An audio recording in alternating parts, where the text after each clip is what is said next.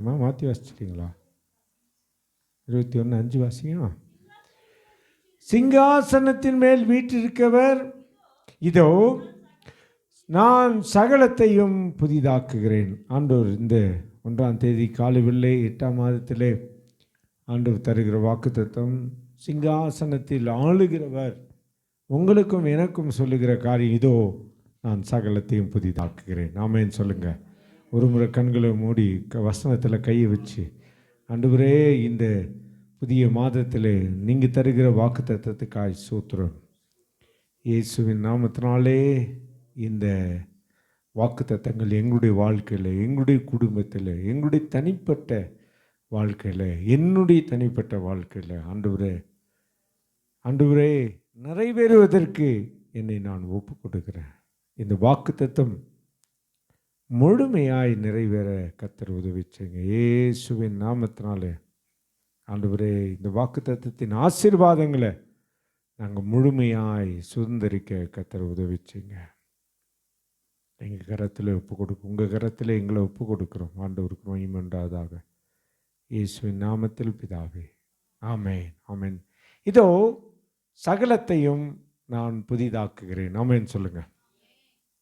7 மாதங்கள் அவருடைய பெரிதான கிருபையினாலே நாம் கடந்து வந்திருக்கிறோம். அவருடைய பலன், அவருடைய ஒத்தாசை, அவருடைய உதவிகள், அவருடைய மாறாத கிருபை நம்மை தாங்கினது. ஆமேன் சொல்லுங்கள். நம்முடைய பலனோ, நம்முடைய ஞானமோ அல்லது திறமையோ ஒன்றுமே இல்லை. அவருடைய பெரிதான கிருபை நமக்கு போதுமானதாக இருந்து நம்மை அற்புதமாய் நடத்தினது. கையில் உயர்த்தி சொல்லுவோம்.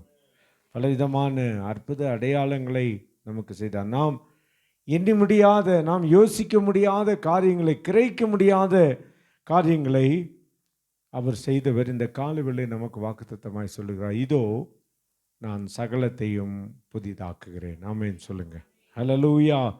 கர்த்தருக்கு மகிமை உண்டாகட்டும். என்னதான் பழைய காரியங்கள் இருந்தாலும் புதியது எதை குறிக்கிறது?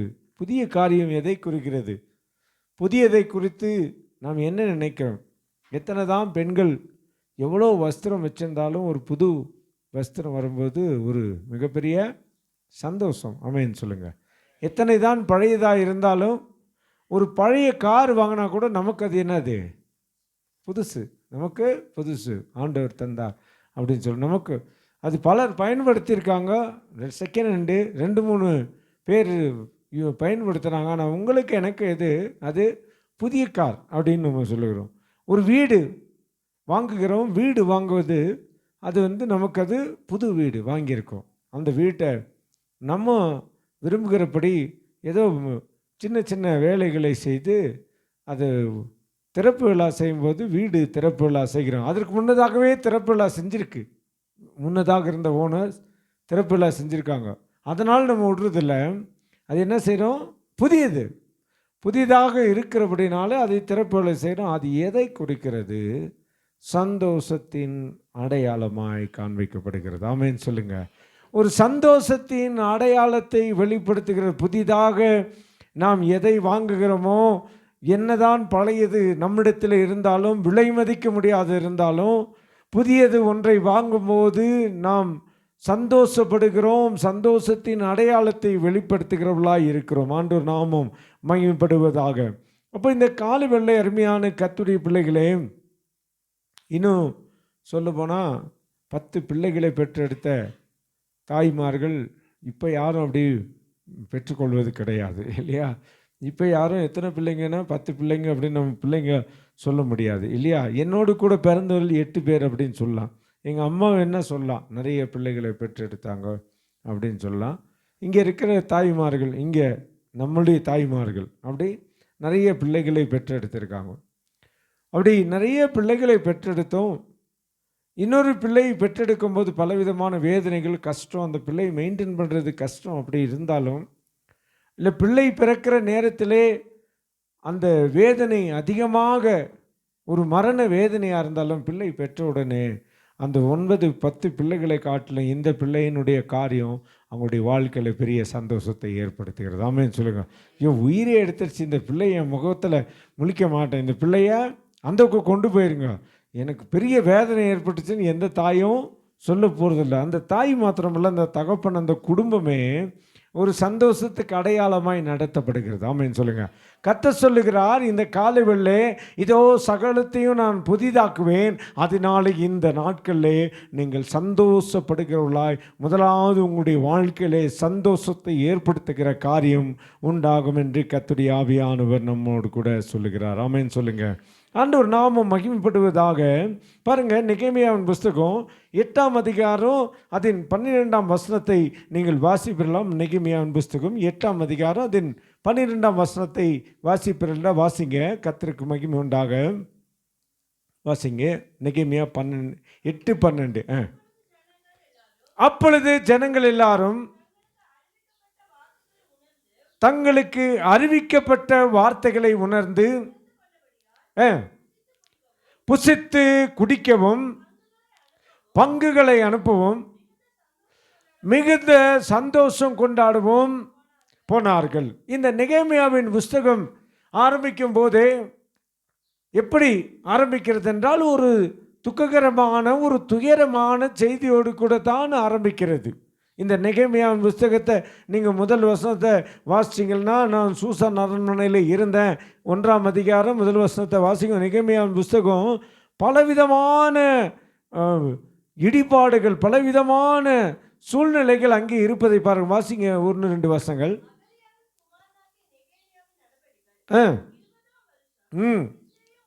கிஸ்லேயு மாதத்தில்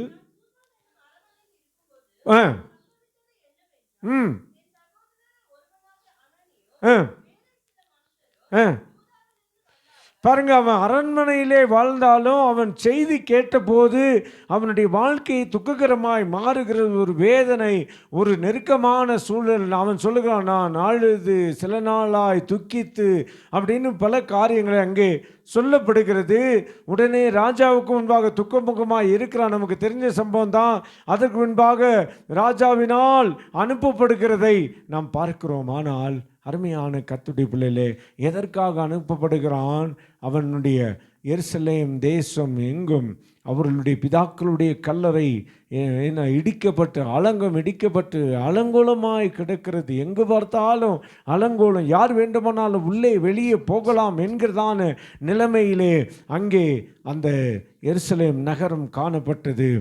அங்கே போய் அதை கட்டும்படியான சாதாரணமான காரியம் அல்ல. ஒரு இடிக்கப்பட்ட அலங்கத்தை கட்டுவது சாதாரணமான ஏற்கனவே இருக்கிற இடத்திலே ஒரு அலங்கத்தை கட்டிவிடலாம். ஆனால் இடிபாடுகள் நிறைந்து அங்கு குப்பையும் கூலமாக ஏற்கனவே இடிக்கப்பட்ட அலங்கோலமாய் கிடக்கிறது. அதை சீர்படுத்துவதற்கான வேலை மிகப்பெரிய வேலை. யாருக்கு? நெகேமியாவின் டீம்.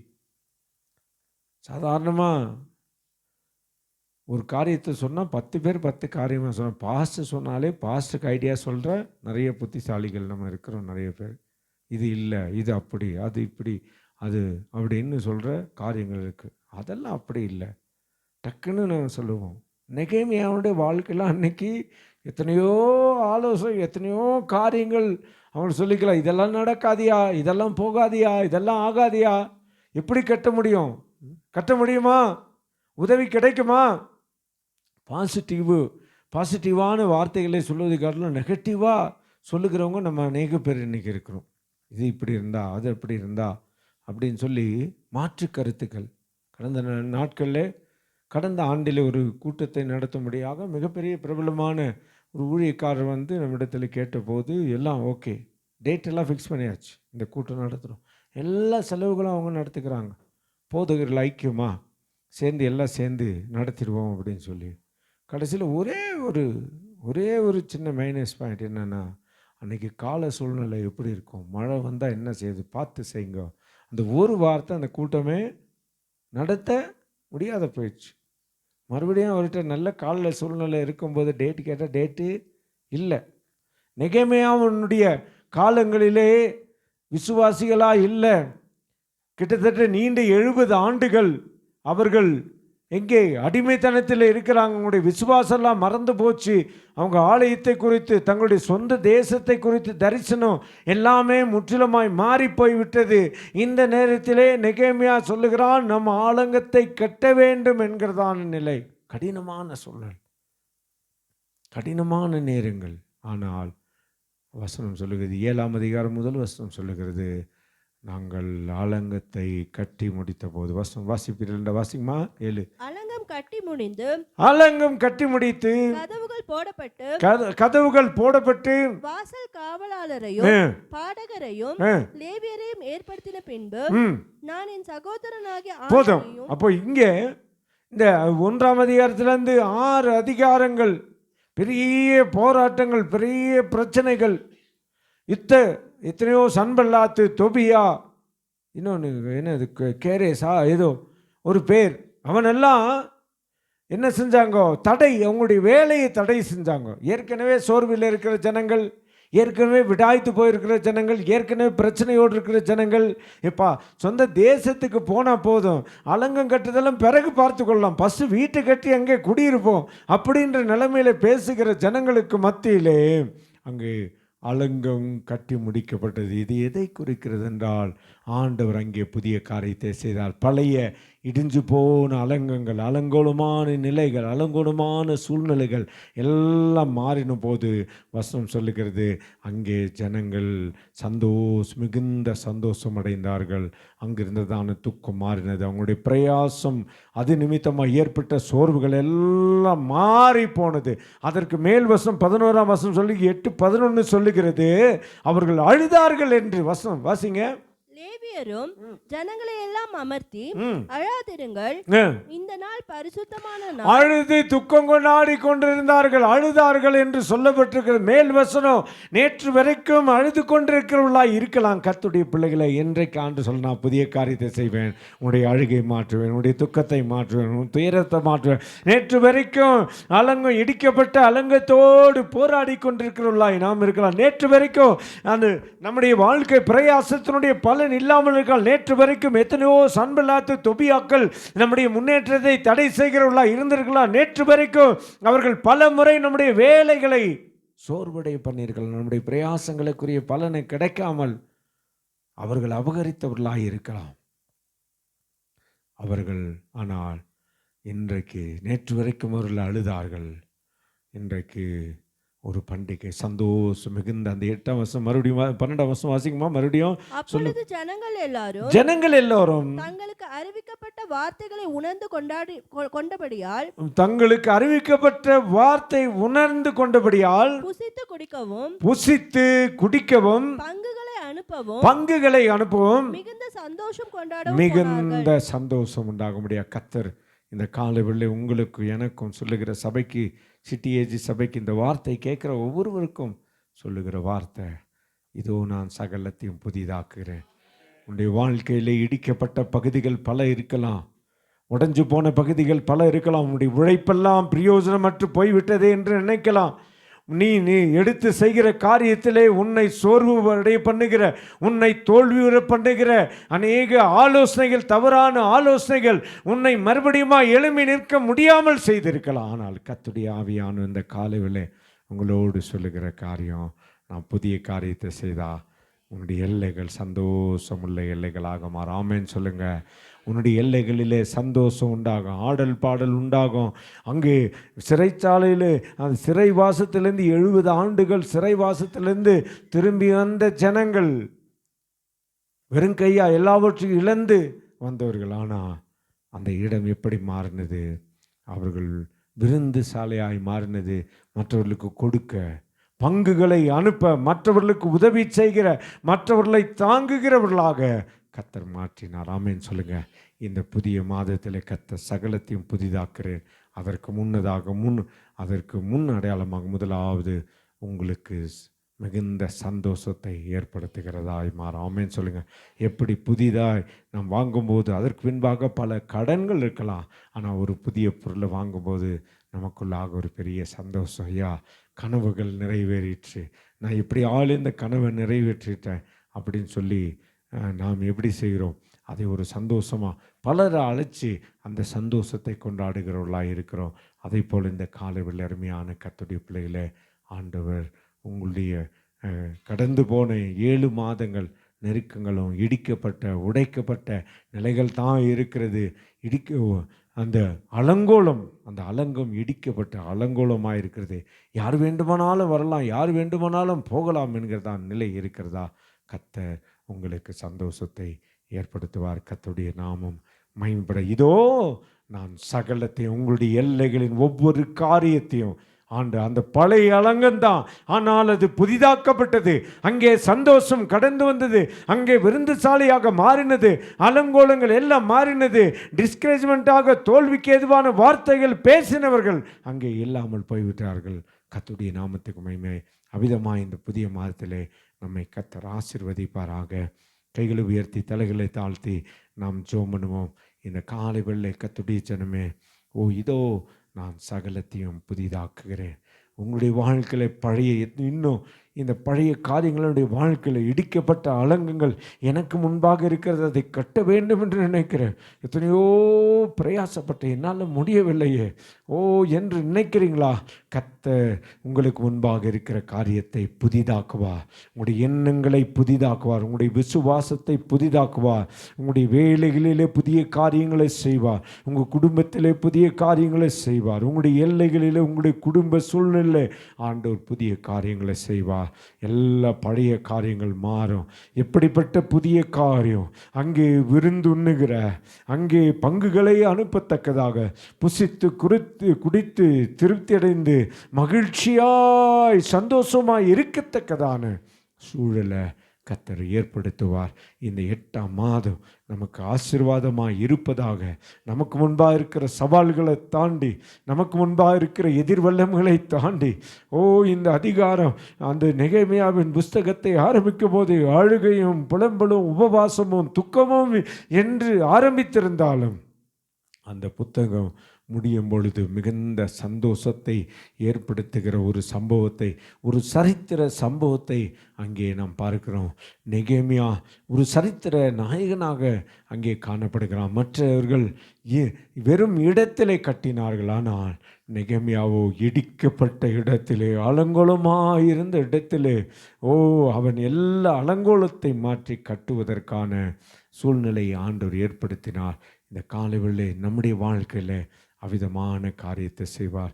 கர்த்தருக்கு மகிமை உண்டாகட்டும். வலது கருத்து உயர்த்தி, ஆண்டவரே, நாங்கள் உம்முடைய சமூகத்தை நோக்கி பார்க்கிறோம். ஆண்டவரே, வெளிப்படுத்தின விசேஷம் 21ஆம் அதிகாரம் 5ஆம் வசனம் சொல்லு, சிங்காசனத்தில் வீற்றிருக்கிற தெய்வம் சொல்லுகிறார், எங்கள் மீது ஆளுகை செலுத்தி சகலத்தையும் அறிந்து சகலத்தையும் காண்கிற தேவன் சொல்லுகிறதாவது, இதோ நான் சகலத்தையும் புதிதாக்குகிறேன். பழையவைகள், பழைய துக்ககரமான காரியங்கள், பழைய அலங்கோலங்கள் எல்லாம் மாறும். இந்த காலையுடைய வாழ்க்கையில் சந்தோஷம் முதலாவது ஆண்டவர் புதிதாய் மாற்றுவதற்குரிய அடையாளம். நம்முடைய வாழ்க்கையில் எல்லைகளில் சந்தோஷத்தை தருகிறபடினாலே நன்றி. அந்த சந்தோஷத்தினாலே நாங்கள் இந்த மாதத்திலே ஒவ்வொரு நாளும் நடந்து போக கர்த்தர் கிருபை தரும்படியாக இந்த காலையில் ஜெபிக்கிறோம். உடமான அஷகடாத்தியன், எங்களுக்கு முன்பாக இருக்கிற சூழ்நிலைகள், எங்களுக்கு முன்பாக இருக்கிற மனிதர்கள், எங்களுக்கு முன்பாக இருக்கிற மனிதர்களுடைய காரியங்கள், நாங்கள் நம்பினவர்கள் ஆண்டவரே, எல்லாருமே ஆண்டவரே எங்களை டிஸ்கரேஜ் பண்ண, எங்களை சோர்வுற பண்ண தான் இருந்தாங்க ஆண்டவரே. ஆனாலும் ஆண்டவரே அவைகளின் மத்தியிலே புதிய அலங்கத்தை கட்டி எழுப்ப நீங்கள் உதவி செய்தது போல எங்களுடைய வாழ்க்கையை கட்டி எழுப்புவதற்கு கர்த்தர் உதவிச்சிங்க. நேற்று வரைக்கும் அழுது கொண்டிருந்த தம்முடைய பிள்ளைகளுடைய வாழ்க்கை சந்தோஷமாய் மாற, விருந்து சாலையாய் மாற, விருந்துண்ணுகிற இடமாய் மாற, புசிக்கவும் குடிக்கவும் திருப்தி அடைவோம் ஆண்டவரே அவர்கள் சந்தோஷப்படுகிறவர்களாய் இருக்க கர்த்தர் உதவிச்சிங்க. அவர்களுக்கு எதிராக சந்தோஷத்தை கெடுத்து அவங்களுடைய கை வேலையை சோர்வு பண்ணுகிற சன்பல்லாத்து, தொபியா, ஆண்டவரே எல்லா பொல்லாத ஆவிகள் இயேசுவின் நாமத்தில் இந்த 1ஆம் தேதி காலை வேளை கட்டப்படுவதாக இயேசுவின் நாமத்தில் கட்டுகிறோம். அவைகளுடைய வல்லமைகள், அவைகளுடைய பலன், அவைகளுடைய அதிகாரங்கள் எல்லாம் இயேசுவின் நாமத்தில் இந்த காலை வேளை கட்டுகிறோம். கர்த்தருக்கு மகிமை உண்டாவதாக. இந்த புதிய 1ஆம் தேதி 8ஆம் மாதத்தில் கர்த்தர் பெரிய காரியங்களை செய்யுங்க. உங்கள் நாமத்தை மகிமைப்படுத்துங்க. இந்த மாதம் முழுவதுமாய் அற்புதமாய் அதிசயமாய் ஆச்சரியமாய் நடத்துங்க. சரீர பிரகாரமாக, ஆவிக்குரிய பிரகாரமாக, பொருளாதார பிரகாரமாக நம்முடைய பிள்ளைகள் ஆசீர்வதிக்கப்பட ஆண்டவரே அவர்கள் வளர்ந்து பெருக கர்த்தர் உதவி செய்யுங்க. ஆண்டவரே இயேசுவின் நாம யார் அடிமைப்படுத்தினார்கள் அவர்களிடத்திலிருந்து ஒத்தாசை கிடைக்க செய்ததே. அவ்விதமான ஒத்தாசைகள் உதவிகள் தம்முடைய பிள்ளைகளுக்கு கிடைக்க பெற கர்த்தர் உதவி செய்யுங்க. உங்கள் நாமத்தை மேம்படுத்துங்க. அவர்கள் இந்த 1ஆம் தேதி படைக்கிற காணிக்கைகள், பிரயாசத்திலிருந்து கொடுக்கப்படுகிற தசவா காணிக்கைகள் எல்லாவற்றையும் நீங்கள் ஆசீர்வதிங்க. நல்ல ஒரு ஆர்வமாக இந்த நாள் இருக்கட்டும். தாழ்த்துக்கிறோம். ஆண்டவருக்கு மகிமை உண்டாவதாக. சகல துதி சோத்திரங்களை உமக்கே செலுத்துகிறோம். மீட்புறோம் எங்கள் அருமை இரட்சகருமான இயேசு கிறிஸ்துவின் வெளியேறப்பட்ட நாமத்தினாலே மிகவும் தாழ்மையோடு ஜெபிக்கிறோம் நல்ல பிதாவே. ஆமென், ஆமென்.